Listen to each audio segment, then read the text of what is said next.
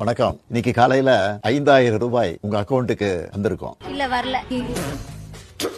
எதுக்காக இந்த பணம்? அதிகமான ஓட்டு பெண்கள்கிட்ட தான் இருக்கு. அந்த ஒரு சிம்பத்தியை கிரியேட் பண்றதுக்காக 5000 ரூபாய் போடுறாரே தவிர பெண்கள் நலனுக்காக போடுறதே கிடையாது.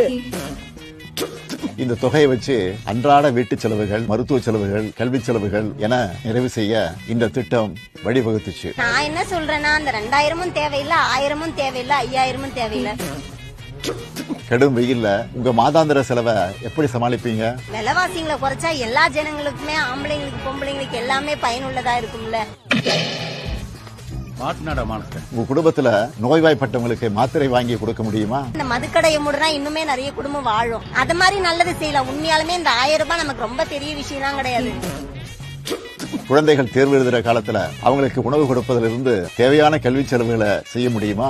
இவ்வளவு நாள் எங்க போயிருந்தீங்க ஸ்டாலின் அவர்கள்? பாலியல் வன்கொடுமை, கொலை, கொள்ளை, கற்பழிப்பு அப்படின்னு சொல்லிட்டு பல நாட்டுல 1000 அட்டூழியங்கள் நடந்துகிட்டு இருக்கு. அதையெல்லாம் விட்டு போட்டு இப்ப 5000 ரூபாய் போடுறாரா? ஏன்னா எலெக்ஷன் வர போகுது. இந்த 5000 ரூபாய கொஞ்சம் கவனமா செலவு பண்ணுங்க. முடிஞ்ச அளவுக்கு சேமிக்கவும் பாருங்க. அப்படி பொத்தினி நில்லையா ஓரமா உஜாலாவை எடுத்து உச்சியில ஊற்றிட்டு இருப்பான் போல.